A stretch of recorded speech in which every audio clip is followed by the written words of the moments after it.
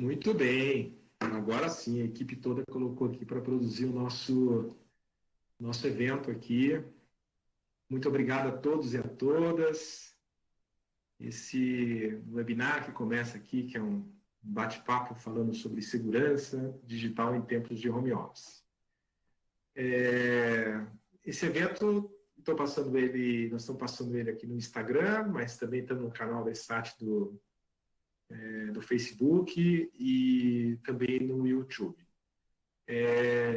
Queria agradecer o apoio tanto da ISAT, que está ajudando nessa produção toda aqui, e também a Abranet, Associação Brasileira das Empresas de Internet. Eu espero nos próximos minutos aqui estar compartilhando com vocês uma visão que vem acontecendo no sentido dessa transformação toda que a gente está vivendo nesse mundo, né, de tanta, né, afastamento digital, risco de se contaminar, e aliado a tudo isso, toda essa parte de vida digital hiperconectada. Essas três coisas juntas viram uma combinação que chega a ser explosiva, vira um verdadeiro caos e a VUCA. Então, a gente tem que combinar elas para encontrar esse novo equilíbrio nesse momento que a gente está vivendo. E aí eu trago ao debate aqui de falar que falar em segurança, falar em saúde e falar na tecnologia, tudo isso faz sentido para buscar esse equilíbrio no que a gente está fazendo, para deixar a gente numa situação um pouco mais confortável ou mitigar os riscos que a gente está sujeito nesse mundo tão acelerado.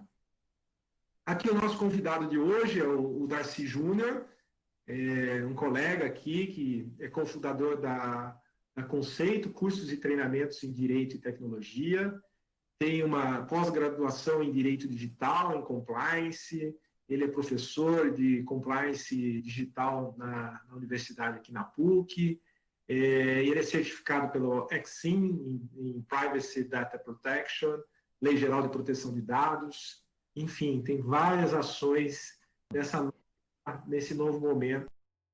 E vou conversar um pouco com ele para trazer esse debate do digital aqui para nós. Bom, Darcy, boa noite, bem-vindo. Queria suas palavras iniciais aí, antes da gente conversar.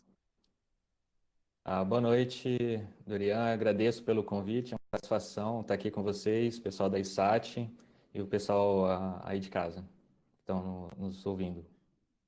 Tá bom. Eu queria começar com você, já que a gente vai falar de segurança no home office, nós estamos trabalhando agora aqui, enfim, o que é seguro? Você está se sentindo seguro hoje aí? Você tem consciência que você está no seu trabalho hoje, ou usando nesse ambiente seu de home office? Olha, Dorian, particularmente a gente se sente desafiado, né? Porque é algo novo. Como você bem apresentou, eu sou professor, então eu gosto do calor humano, né? Eu gosto de estar presente ali junto com os alunos. Está sendo um desafio, né? Fazer agora essa readequação para o online. E realmente estar seguro digitalmente é um desafio hoje em dia. Desde internet, a gente vê casos como daquele aplicativo Zoom de videoconferência, né, que tinha invasões, questões relacionadas à própria segurança, né, da rede que a gente tem aqui. Traz uma complexidade a mais, viu, Dorian? É algo que a gente tem que sempre reavaliar. Eu vou misturar um pouquinho da aprendizagem com isso. Uhum. No contexto da aprendizagem hoje, existem 4 estágios sobre aprender as coisas. O primeiro estágio, que é aquela sensação que você não tem consciência de alguma coisa e não tem competência. É muitas vezes como se você estivesse sentado aqui na frente da sua máquina e você não tem consciência de riscos que você está cometendo e também não tem competência. Então, esse estágio é o mais primitivo das coisas, é onde que a gente muitas vezes precisa de ajuda para sair dele.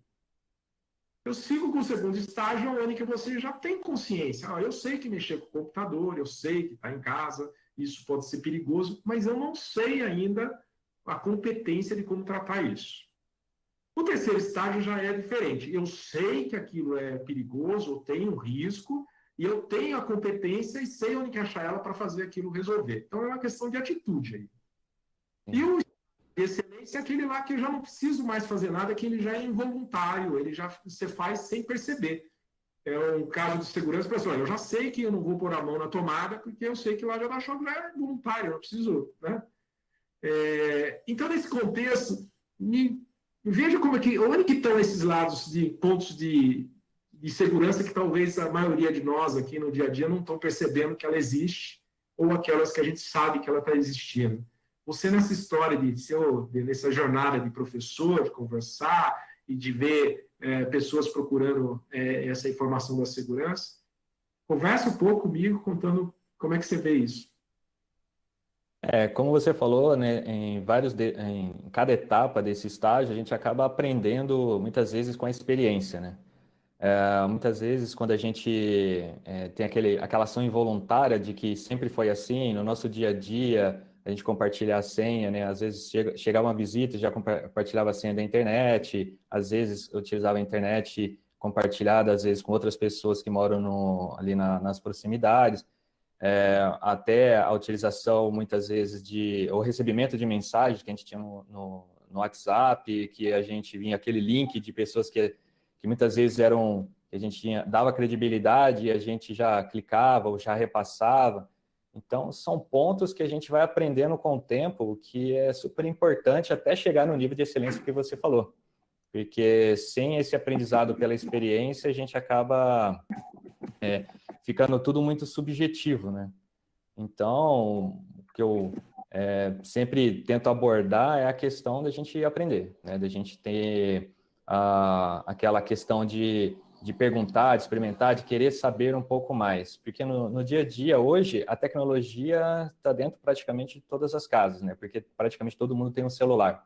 Utiliza alguma rede social, utiliza algum aplicativo, né? Então, isso acaba trazendo uma vulnerabilidade um pouco maior para o dia a dia ali das pessoas, né? Então, é um outro desafio para chegar nesse nível de excelência, né? De você já saber o que fazer. Então, para isso precisa muita educação, né? Muita conscientização das pessoas, né? Tanto das pessoas como dos empregadores, né? E tudo mais.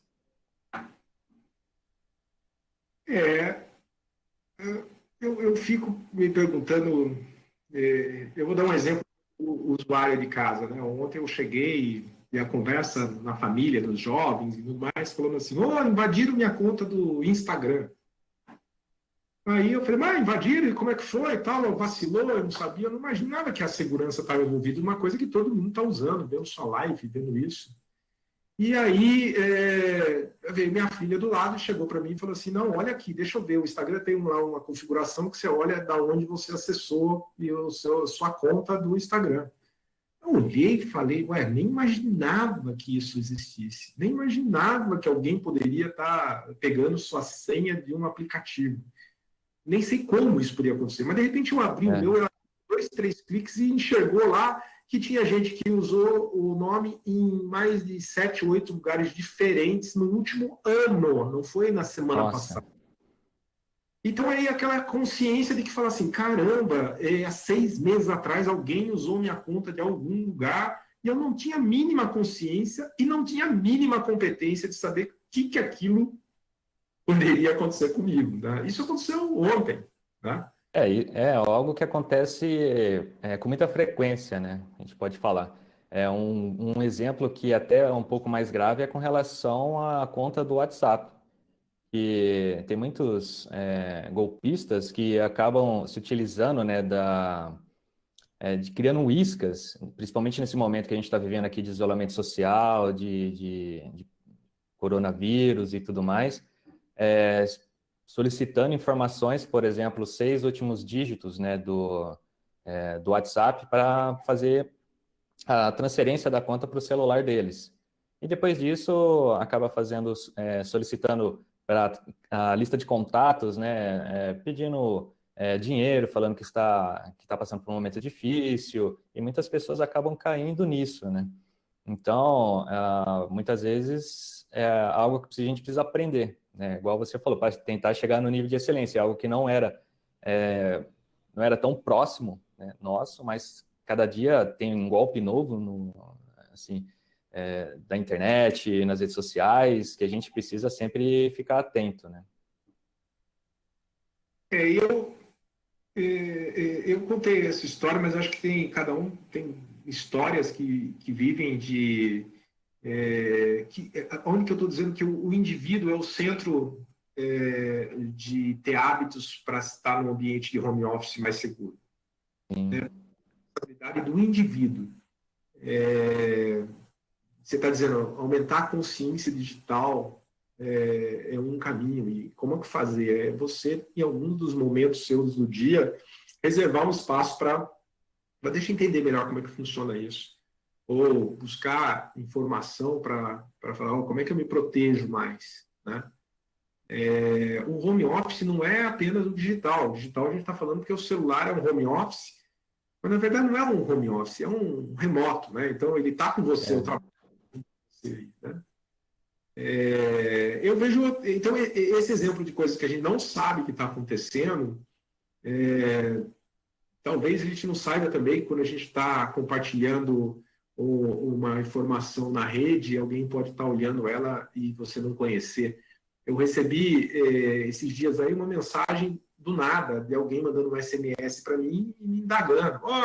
Faz tempo que eu não falo com você, você não quer falar comigo? Aí eu fui investigar, falei, eu não conheço o número, não sei quem que é, falou com uma linguagem tão oportuna, que aí você checa de novo se o meu telefone existe, se ele está presente em alguma coisa da rede ou não. Não sai direto no clique. Né? Sim. Eu provoco isso para você porque eu digo o seguinte, como é que você vê esse, assim, da responsabilidade do indivíduo, porque a gente tende a terceirizar essa responsabilidade. A responsabilidade é da empresa de internet, a responsabilidade é da minha empresa, ou da onde eu trabalho, do banco que eu uso. Você não vê essa sensação da gente querer mais terceirizar, mas assim, bom, vamos trazer o que você é responsável, que depende de você, né? Mas é uma sensação que acho que basicamente todos nós sentimos, né? Que tentar trazer essa terceirização para essas empresas. Mas um aspecto importante que a gente tem que ver é que os golpes estão ficando cada vez mais sofisticados. Por exemplo, a utilização do que a gente chama de engenharia social, que é fazer igual você falou, né? Você foi abordado com uma mensagem que era muito propícia com informações que talvez você tenha conhecimento, que você às vezes imagina quem poderia ser, né? Que o número seria ali diferente. Então, existem pessoas que estão se especializando nesses golpes, utilizando a vulnerabilidade, não uma vulnerabilidade técnica, mas sim uma vulnerabilidade humana, de pescar informações, de tentar avaliar a sua rotina para jogar a isca para ver se você acaba caindo ou não. Então, trazendo isso para a responsabilidade ali do indivíduo é fundamental conhecer esses tipos de atuação, né, desses golpistas que agem de diversas formas. Se de repente é uma informação privilegiada que ele precisa, né, que o golpista precisa, então ele vai investigar sua vida, vai investigar suas redes sociais, verificar a sua rotina digital, até o caso de instalar algum dispositivo no seu aplicativo no seu computador ou celular para ficar vigiando você até conseguir a informação. Então, eu creio que sim, a gente deve ter uma busca constante como indivíduo de melhorar a nossa consciência digital. O pensamento de terceirizar, ele é oportuno no sentido de a gente tentar garantir os nossos direitos, né? Tanto com relação ao empregador ou às empresas que prestam serviço, mas a nossa responsabilidade também de tentar nos manter seguros de acordo com aquele nível de excelência que você falou, né? Tentar buscar esse nível de excelência também como um indivíduo que vai ser super importante, não só nesse tempo de pandemia, se Deus assim permitir mais para frente, quando a gente estiver juntos novamente, tudo vai ter que se resolver. Então, a gente vai ter que se aperfeiçoar como indivíduo na segurança digital também. Eu vou pegar esse gancho, Darcy, sobre o que você falou. A gente falou muito do indivíduo, né? Mas nós estamos falando de Sim. home office. Tem duas coisas. Tem o profissional autônomo, que ele trabalha por si só. Então, ele é o próprio empregador dele. E nós temos empresas que estão com as pessoas trabalhando em home office. Você trabalha, eu acho que você conceito, e você tem muita atuação para ajudar em treinamento e ajudar a aumentar assuntos que estão relacionados à segurança, à proteção de dados e tudo mais. Como é que você vê o movimento da empresa olhando o seu colaborador quando a gente fala dessa segurança em home office? Olha, Doria, particularmente eu vejo que muitas empresas foram pegas de surpresa, onde não tinha assim, uma consciência de segurança da informação, não tinha equipamentos que poderiam disponibilizar uma segurança para que o próprio trabalhador, né, o colaborador tivesse ali aquele mínimo para poder realizar o seu trabalho em home office.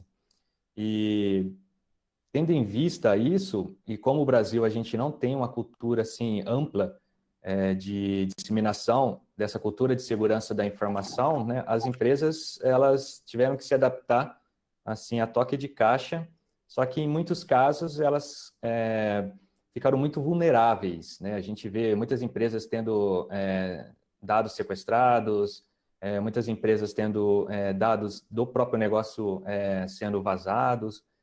Então, é algo que para as empresas foi bem complexo, né? E o que Uhum. cabe a elas, né, no entanto, é tentar trazer um pouco de segurança para o home office. Então, tentar disponibilizar uma ferramenta que possa trazer essa segurança para o funcionário, para o tráfego dos dados, porque a gente está praticamente, claro, né, está tendo proposta de adiamento, mas a gente estaria meses, né, da entrada de vigor da Lei Geral de Proteção de Dados. Então, com isso, uma preocupação a mais dos empregadores do tráfego, né, desse tráfego de dados entre a empresa e o home office, né, do colaborador ali trabalhando. Você falou uma sigla aí que provavelmente nossa audiência da Abranet, ou dos empresários, ou das pessoas que têm seus colaboradores, suas empresas, fica lá entre um lado e o outro sobre a Lei Geral de Proteção de Dados. Só dizendo, né, um pouquinho dela, acho que você podia dizer um pouquinho dela, da onde que ela veio, e que aí é uma agenda que ela deveria ser implementada até agosto desse ano. E por motivo da Sim. pandemia, existiu uma ação ainda no Congresso pedindo uma medida provisória, pedindo o adiamento. Provavelmente isso vai acontecer, mas ela ainda é uma medida provisória que tem que ser votada e aceita. Pelo que o caminho legal aí, e nós aqui da Abranet, como Abranet, estamos vendo tudo isso acontecer. A gente tem até um comitê, né, dentro da associação que discute esses termos de como a gente pode tratar a Lei Geral de Proteção de Dados. E a questão da nossa visão aí é que eu queria falar um pouco mais com você, esclarecer um pouquinho mais disso, mas ele está ligado diretamente à privacidade, à proteção de dados, e pode ser uma lei, mas a gente tem que mudar os nossos hábitos mesmo nessa vida que a gente está vivendo digital aí e trabalhando em casa, né? Eu Sim. ia assim, vamos conversar, vamos aprofundar um pouquinho mais como é que você vê essa agenda da Lei Geral de Proteção de Dados. A gente tem visto vários movimentos para adiar a vigência da Lei Geral de Proteção de Dados, né, a LGPD.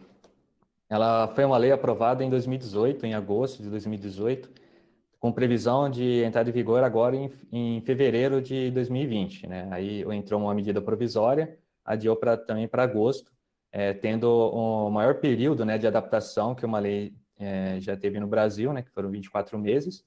E agora, devido à pandemia, uma medida provisória e um outro projeto de lei também solicitaram um adiamento à medida provisória para maio de 2021, a questão tanto da aplicação das sanções nas penalidades e a entrada em vigor dos demais artigos da lei.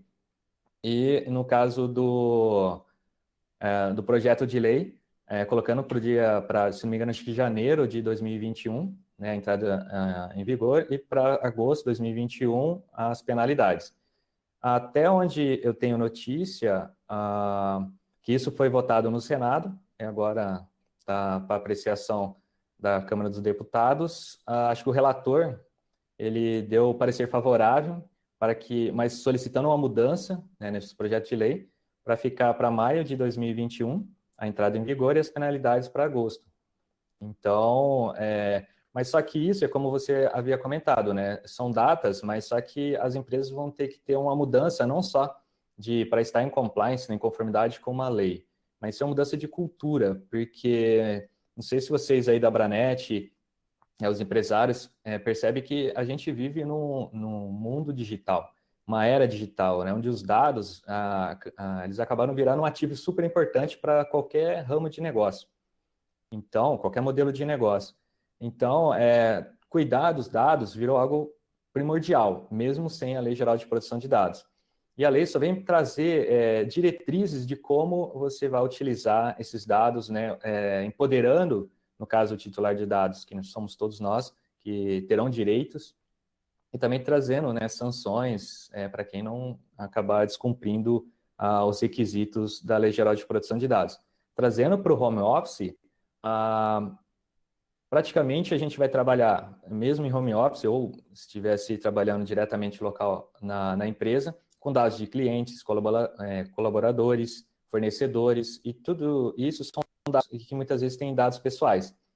E para esses dados, a lei traz requisitos que todas as empresas vão ter que cumprir, né? E também para exercer os direitos dos titulares. Então, essa lei ela traz um desafio cultural, porque isso vai ter que ser desde o atendente até o conselho de administração das empresas, vão ter que estar atentos a essas questões, porque vai ter que ser algo que vai ser disseminado em toda a organização, não é somente algo como eu já ouvi falar do jurídico, ou é algo que a TI que vai ter que avaliar como resolver, né, como trazer a empresa em conformidade, mas todo mundo. Porque se você faz uma campanha de conscientização, estabelece um orçamento considerável para fazer todo o processo de tecnologia para adequação à lei, mas só que, de repente, você troca um funcionário e esse funcionário acaba tendo um procedimento onde há uma violação de dados e você acaba tendo uma aplicação de uma sanção. Então, por isso que aqui na Conceito a gente sempre preza pela conscientização e treinamento. Isso vai ser fundamental para estar em compliance, né, com essa lei que abrange todas as áreas, todos os setores da economia e da organização. Eu vou nesse gancho com você, porque assim, eu estou trabalhando em casa para uma empresa e no meu ambiente de trabalho, onde eu tenho meu computador, tenho minha tecnologia, alguém entra na minha máquina lá e pega os dados sensíveis da empresa que eu trabalho na minha casa. E aí eu falo, quem que é o responsável dentro? A empresa, né? Então, essa sensibilidade de trabalhar com o dado, a gente tem que olhar isso. Cada vez que a gente está escrevendo um e-mail, mandando um e-mail com um arquivo ou alguma coisa, e esse arquivo está sendo replicado em vários lugares, você está dando margem para, vamos dizer, está incorrendo em alguma coisa que a lei está falando que você não está seguindo uma regra de como fazer isso ou preservar os dados. Mas você falou muito bem, pode ter a melhor regra do mundo, mas se não a mudança de comportamento das pessoas, isso não vai acontecer. E olha, eu fiz um exercício esses dias aqui, dizendo assim, a gente quer que todo mundo siga a regra, né? Mas se você olhar ela para você mesmo, como indivíduo trabalhando em casa, nós estamos olhando o seguinte, o e-mail é uma grande ferramenta, e eu até brinco com o e-mail, porque há 25 anos, quando a gente começou com a internet, a gente começou com os e-mails, né, assim, comerciais.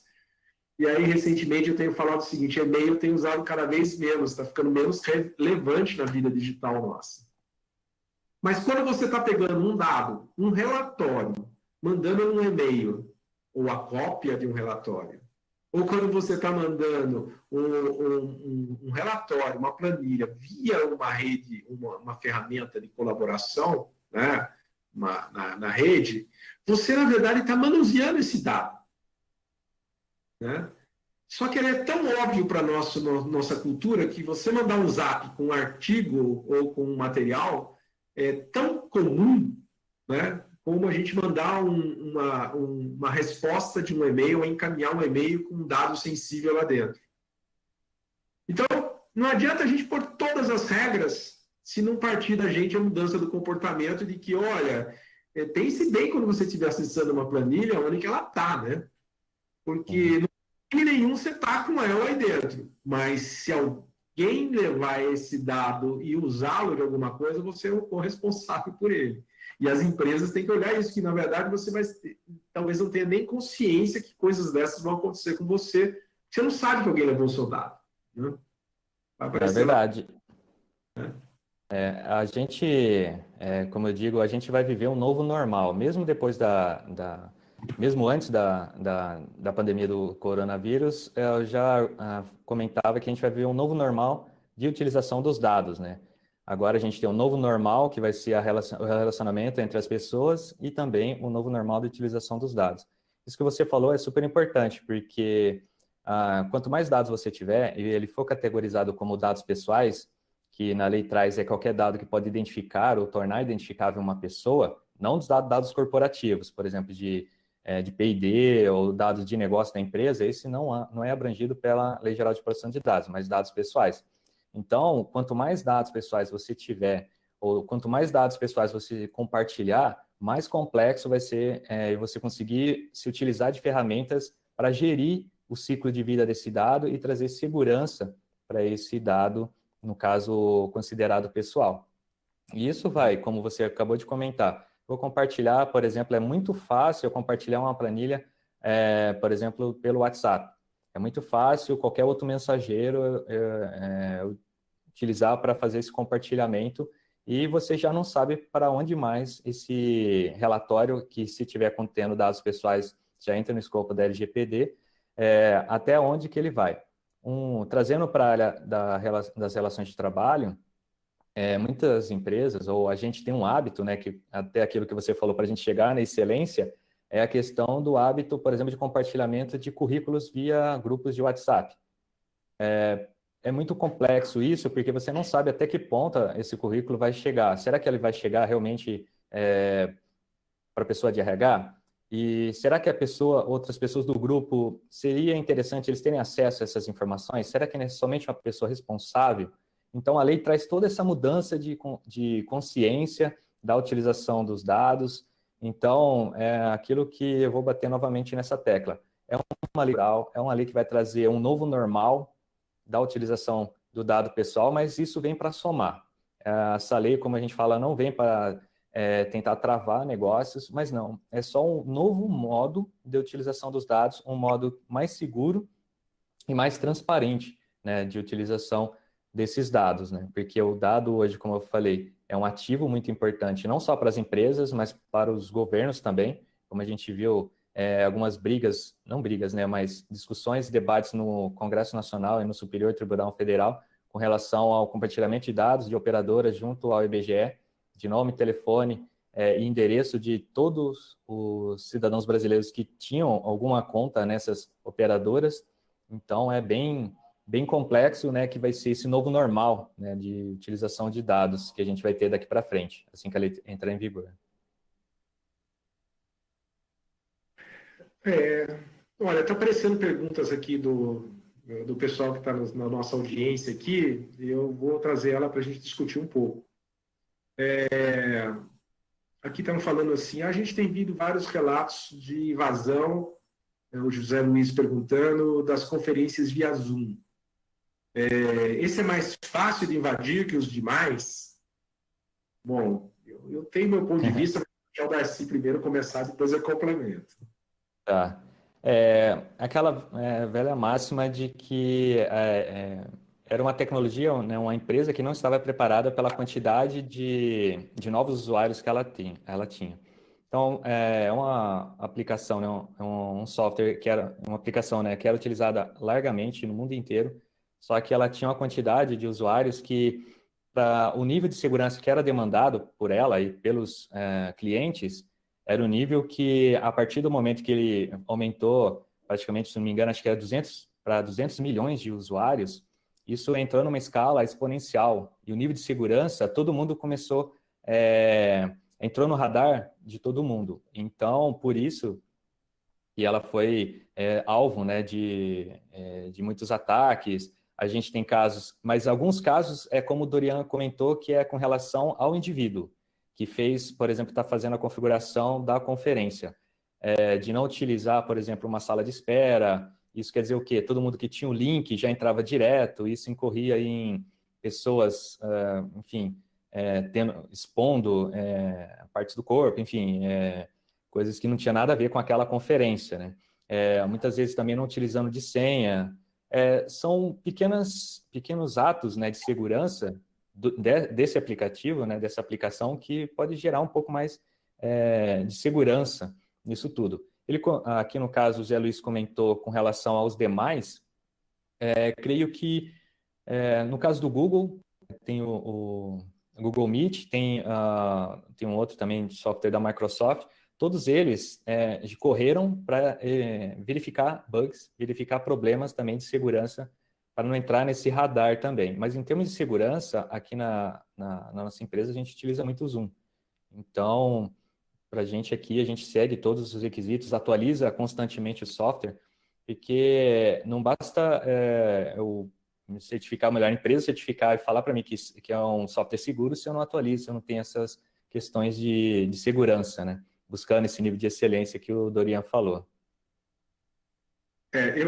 Eu vou na sua linha, que eu dizer assim, nós fizemos um artigo logo, bom, eu diria o seguinte, quando você está com a vidraça, né, e todo mundo está te olhando, a chance de abrir, alguém tentar te fazer alguma coisa, buscar uma brecha, é muito maior daqueles que são pouco conhecidos. É a mesma coisa do Windows e do Linux, né? Quem tem o Windows é muito mais factível de ter um problema, né, de segurança do que quem tem Linux, né? Eu digo assim para vocês, o Zoom é um fenômeno, né, do nosso momento. Ele tinha, sei lá, 10 milhões de usuários em um mês e no outro mês ele tinha 300 milhões de usuários. Virou uma marca. E eu comento nisso que, assim, se fosse há uns 10, 15 anos atrás, a gente falaria que seria o Skype que estaria fazendo isso, não seria o Zoom. Verdade. É só uma questão de momento. Mas eu concordo, Darcy, quando você fala, falando aqui do assunto, quando a gente diz assim, é a responsabilidade do indivíduo que está usando a ferramenta de ele também saber usar e saber os riscos. A gente não lê nas letrinhas, a gente quer logo entrar. E talvez o software não tivesse tão preparado para se preocupar com isso, mas ele tinha instrumentos e eu tenho certeza que eles rapidamente buscaram a corrigir isso. Agora, sobre as outras ferramentas, olha, as ferramentas de webconferência já existem há um bom tempo. Elas já vêm se aprimorando.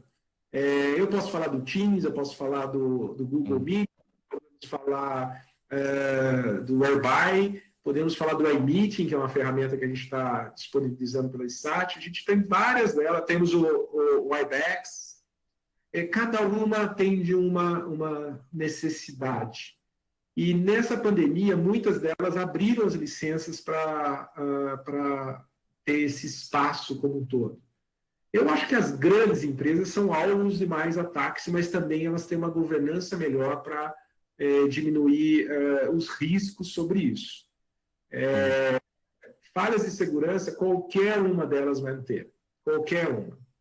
Cabe a gente tomar algum cuidado em relação ao uso como indivíduo da tecnologia, né?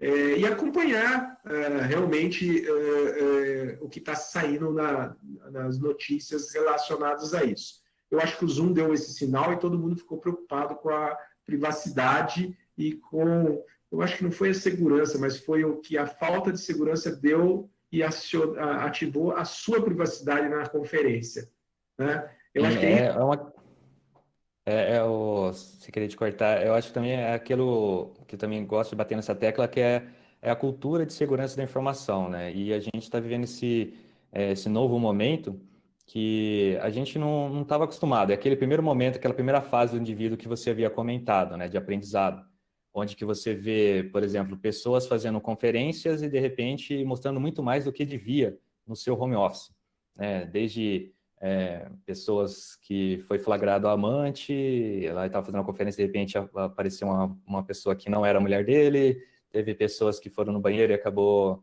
sendo filmadas, então são pequenas atitudes, vamos falar assim, entre aspas, de segurança da informação que a gente não tinha, que agora a gente vai aprender a ter, né? E o Darcy, principalmente nesse... lembra quando a gente falava, alguns amigos aí, os mais nerds, que colocavam na câmera um durex, né? Até os donos das empresas põem um durex Sim, para não sim. aparecer imagem, porque não sabia se estava sendo filmado. Até o Mark A Zuckerberg, né, sensação fazia mostra que isso. alguém entrou na nossa máquina e está nos bisbilhotando. Sim. No fundo, é essa sensação. Mas, ó, tem mais perguntas aqui, eu queria seguir com outra aqui, ó. O Wagner Carrara também pergunta assim, se o uso de VPN para o acesso remoto é seguro. Então, muito vai, no caso aqui, Wagner, com relação à configuração que você vai fazer dessa VPN, né? A VPN é uma rede virtual privada, onde que você fecha a conexão entre dois pontos e faz um túnel para que a informação trafegue dentro desse túnel com criptografia e tudo mais. Então, muito mais do que ter uma VPN, que é uma medida de segurança, sim, muito apropriada, principalmente nesse momento de trabalho em home office, mas sim a forma que você vai configurar. Qual é o sistema, né, que você vai utilizar para fazer essa comunicação dessa VPN. Mas é um método, sim, um método seguro para acesso remoto, para você fazer o acesso a arquivos num servidor que fica em outro local, mas é isso, você precisa configurá-la muito bem, você precisa verificar toda a parte técnica, porque por mais que você tenha uma VPN, se de repente um cybercriminoso, por exemplo, tem acesso ao seu login e senha e ao seu computador, ele pode invadir seu computador e acessar a sua VPN. Então, é tudo uma questão de segurança da informação. Mas VPN, sim, é um item muito importante de segurança para acesso remoto. Olha, tem mais uma pergunta. A gente falou um pouquinho aí de umas coisas engraçadas nessa área de, assim, mas como é que a gente avalia o risco do trabalho em casa ligado à privacidade? Acho que quando você falou assim, Ah, imagens, né, um filho correndo atrás, sim. eu brinco, outro dia eu estava lá, de repente passou o cachorrinho passou do lado lá, e falou, tem alguém se mexendo aí atrás, né? E acaba entrando um pouco na sua intimidade, né? Virou até alguma Sim. coisa meio assim descontraída. A gente ficou mais humano para fazer uma conferência. Porque quando a gente está assim no escritório, é um ambiente, Formal, né? a gente está se mostrando como um profissional só. E hoje a gente olha isso como dizendo assim, eu sou o Dorian humano, o Darcy humano. Então, É. né? Aí como é que você vê essa privacidade aí? Então, até já passando um exemplo, né, que a gente tem com relação ao trabalho em casa e o risco, né, à privacidade. Teve um caso de uma mulher que ela fazendo home office numa empresa de médio porte, ela verificou que precisava fazer o sistema do banco dela, ela não estava conseguindo acessar. Então, ela solicitou o apoio do suporte técnico da empresa e a pessoa de TI da empresa acessou remotamente o computador dela, mas só que ele foi um pouco além. E ele colocou algumas instruções para ela seguir, onde que ele ficou um bom tempo sozinho, sem ela estar perto do computador, mesmo ali remotamente. E o que aconteceu? Ele acabou acessando fotos que ela tinha naquele computador, acabou invadindo a privacidade dela, dos itens que ela tinha no computador. Por isso que é importante avaliar todas essas questões. O equipamento, o dispositivo que vai ser utilizado, vai ser da própria pessoa?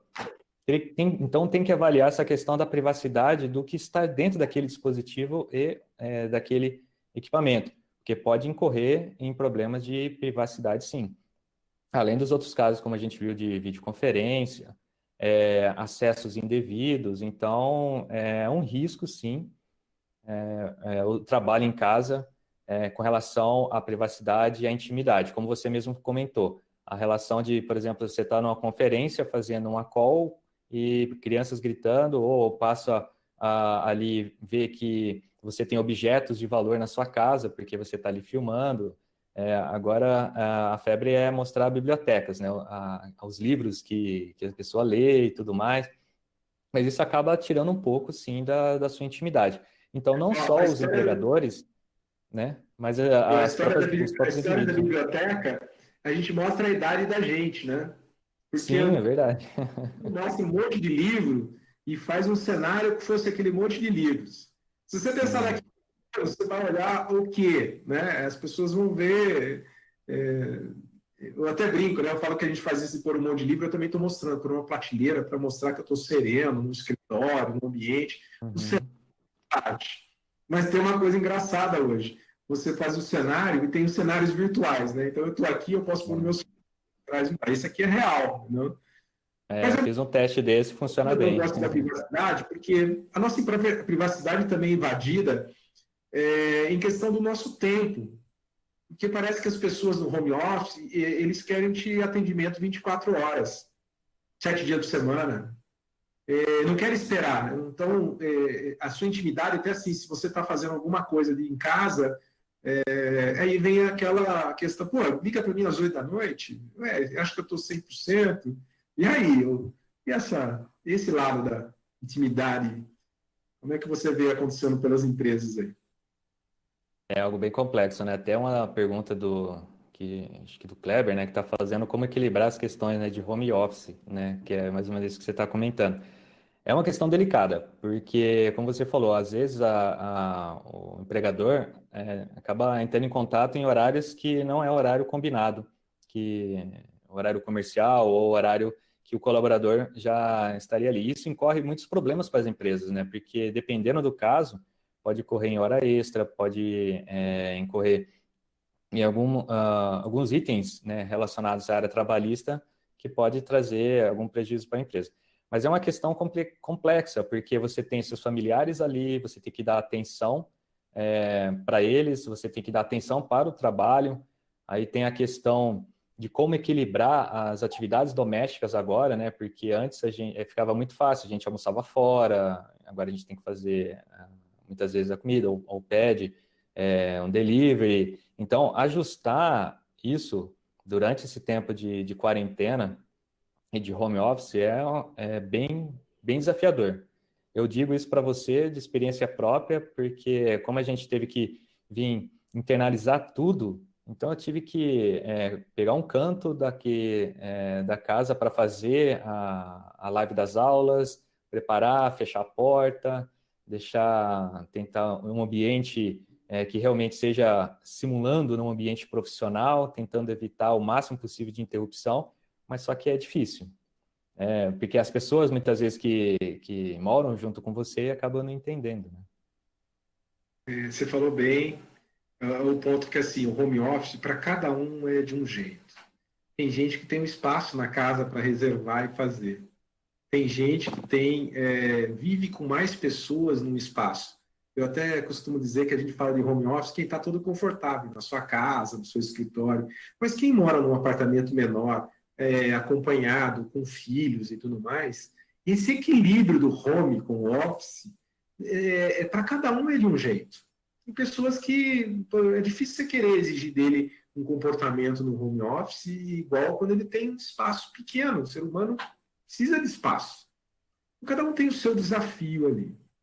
Bom, mas partindo um pouquinho mais já para o final aí do nosso compromisso, tem uma pergunta aqui que é na medida. O Felipe Matheus está fazendo uma aqui para você, Darcy, que eu acho que essa você vai poder falar bem. Ele falou assim, ó, você comentou que a Lei Geral de Proteção de Dados é uma forma de padronizar a gestão dos dados. Mas não entende que você entende que isso poderá bloquear novos negócios? No entanto, você vê uma vantagem, alguma vantagem das empresas que se certificarem nesses processos de segurança da informação existente, vai ser uma vantagem competitiva para eles? Sim. Obrigado pela pergunta, Felipe. Como eu falei, a minha visão é realmente essa. Tanto é que um dos fundamentos da própria lei é a inovação e o crescimento tecnológico. Realmente, eu acho que não vai bloquear novos negócios, vai ser somente uma nova forma de utilização dos dados, né? Não vai ter que ser sempre ter uma justificativa do porquê você está utilizando, fazendo o tratamento daqueles dados. E eu creio que sim, vai ser uma vantagem competitiva importante dizer que a sua empresa está em compliance com a GPD. Eu acredito também, e a minha visão, não existe uma empresa 100% em compliance com a LGPD. Eu acho que isso vai chegar nesse estado da arte utopia, porque você vai estar sempre tendo um novo colaborador, um novo projeto, um novo negócio. Então, tudo vai ter que ser adaptado com relação ao que a lei pede. Mas o que a gente vê de movimento por aqui é a questão de renovações de contrato, onde empresas estão selecionando os seus parceiros de negócio de acordo com o nível de proteção que essas empresas oferecem. Né? E com isso, essas empresas parceiras têm esse valor competitivo maior, principalmente com as empresas multinacionais que têm negócio na Europa, por exemplo, que aí já tem o escopo da GDPR, né, o Regulamento Geral de Proteção de Dados da União Europeia. Então, eu acredito que sim, Felipe, vai ser para as empresas que se certificarem não só em segurança da informação, mas abrangendo todos os requisitos que a lei traz, eu acho que vai ser uma vantagem muito competitiva, tanto para a empresa quanto para os colaboradores também, a nível de certificações e tudo mais. Então, creio que sim, vai ser uma vantagem competitiva bem importante. Eu diria que, sem dúvida, a gente já sentiu isso como empresa sendo questionado. Antigamente, um pouquinho, hoje em dia ainda, muitas vezes a empresa, quando a gente vai fornecer alguma coisa, ela faz auditoria de segurança para ver se o software ou o seu recurso, ele faz um teste para tentar te invadir ou não e dar um reporte. As grandes empresas exigem isso dos fornecedores. Não é uma prática que a Lei Geral de Proteção de Dados vai mudar da exigência da proteção dos dados quando você presta serviço. Então, eu acredito um pouquinho nesse sentido. Agora, eu vou emendar com a pergunta da Cristiane, que ela falou assim de fiscalização e adequação, né? Eu vou puxar um pouquinho para o que a gente tem conversado lá na Abranet. A Abranet, a Associação Brasileira das Empresas de Internet, nós temos assim centenas de associados que são provedores de acesso de conteúdo, de valor agregado.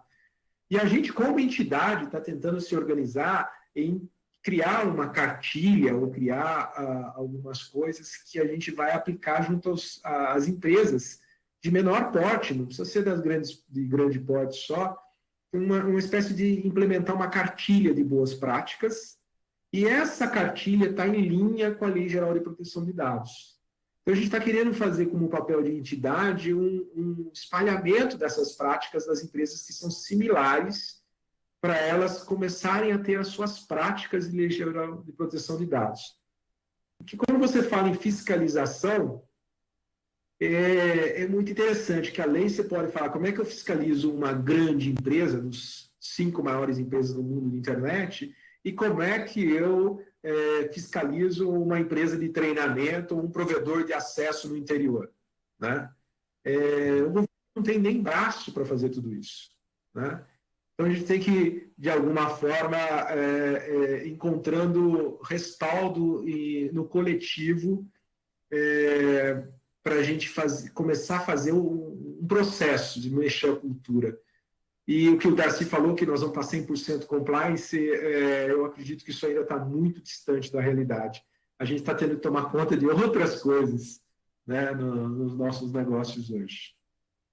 Espero que eu tenha dado um pouquinho a Cristiane, e aí veio uma outra pergunta aqui do nosso amigo Daniel Garcia, que ele atenta à questão da saúde do trabalho quanto à ergonomia. Né? Fora a questão da ergonomia, é importante dizer, a gente está falando de segurança no home office, Como é que você vê isso? Assim? A gente estava acostumado que no ambiente de trabalho, assim, na empresa localmente, já tinha vários dispositivos que ajudavam, né, na parte da ergonomia, a iluminação, um ambiente já pensado com normas ISO referente para tentar deixar a saúde do trabalhador cada vez melhor, né? E no ambiente de home office é um desafio ainda maior, porque é complicado, né, de você ter todos esses dispositivos à mão do colaborador ali no home office, né? Então é bem complexo. Aí, Dona, eu só queria voltar um pouquinho na questão da pergunta da Cristiane com relação à fiscalização, né? Comentou com relação à Abranet fazendo esse processo de disseminação junto aos seus associados. Quem irá fiscalizar vai ser a Autoridade Nacional de Proteção de Dados. Isso é muito importante, porque a autoridade, infelizmente, ela só está instituída no papel, ela ainda não está efetiva. Não tem assim, o órgão ele está abaixo da Presidência da República, mas ainda não tem uma efetiva ação. E todas essas questões, por exemplo, que é com relação a alguns pontos da legislação que precisam ser regulamentados, a gente acaba perdendo esse tempo valioso que a gente tem no processo de adequação, porque a autoridade queria regulamentar. E é ela que vai fazer toda essa fiscalização do processo de adequação. Mas nada impede das próprias empresas solicitarem ou consultorias ou internamente derem uma olhada na legislação. É uma legislação que não é muito complexa, assim, a nível de entendimento, mas ela traz requisitos, sim, complexos. E entrando com relação à associação, a própria lei, ela incentiva que as associações de classe e outras associações cooperativas formem códigos de conduta para que ajudem, né, nesse processo das pequenas também entrarem em conformidade. E isso é um dispositivo que vai demonstrar também a adequação para essa lei, né, para não incorrer depois nas sanções e nas penalidades. Olha, Darcy, a gente tem o seguinte, a gente está transmitindo pelo Instagram e também pela plataforma aqui na web. Nós fizemos assim um experimento de um de outro e o Instagram tem um limite de 1 hora. Sim. Podia até estender um pouco, mas em respeito do que a gente tinha planejado, eu queria chegar aqui no momento do seguinte. A segurança é um assunto que tem que ser mais debatido, conversado entre as comunidades.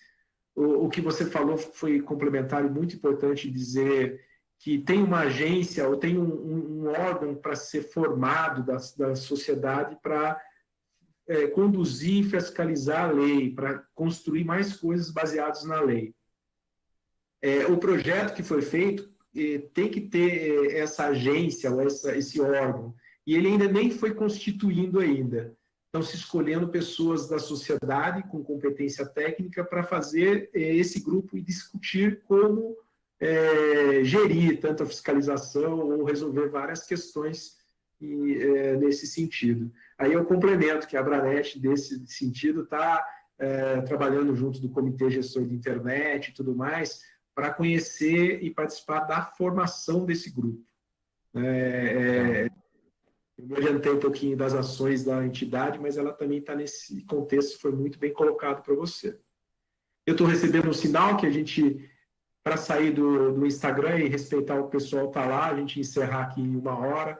Então, eu convidaria você para dar suas considerações sobre o nosso evento aqui finais, todos, e partir para nosso encerramento daqui, desse excelente evento que a gente está tendo. Bacana. Bom, eu só tenho a agradecer a você, Dorian, pelo convite. A gente aqui na Conceito, a gente tem como valor o compartilhamento de conhecimento, que eu acho que só assim a gente cresce, e a gente cresce em conjunto. Eu acho que a gente deve, principalmente nesse momento, colaborar um com o outro, porque a gente vai crescer assim. Então, eu agradeço demais aqui o convite. Caso alguém queira conversar também um pouco mais sobre esses assuntos, segurança digital e também da própria Lei Geral de Proteção de Dados, tem meu LinkedIn, se você digitar Darcy Júnior, provavelmente vai me achar lá. E eu fico à disposição, tanto você, Dorian, quanto da própria Abranet, para discutir mais sobre esse tema. Bom, pessoal, eu também tenho só que agradecer os apoiadores e essa audiência aqui, que é um primeiro ensaio. Acho que são tantas lives e tantos eventos que eu Verdade. vou trabalhar em coisas que realmente são esse novo normal que a gente vai ver. E segurança, saúde e tecnologia estão em diversas formas na vida da gente. Eu emendo para vocês que esse é o primeiro encontro, nós estamos tentando fazer ele num formato desse de bate-papo. Feedbacks são muito bem-vindos para vocês, para a gente dar a melhor forma, o melhor horário. E amanhã nós vamos estar fazendo um novo, só que amanhã eu vou estar falando no outro contexto, que eu vou convidar o Cristiano Franco para fazer o par comigo, e nós vamos falar sobre a neurociência, como é que a cabeça das pessoas, o mental da gente, está afetando nesse aspecto da segurança no home office. Acompanhe a gente, vou estar distribuindo mais isso e contamos com vocês nos próximos eventos. Muito obrigado a todos. Obrigado, Darcy. Obrigado, Adriano. Obrigado, pessoal. E até. Até mais.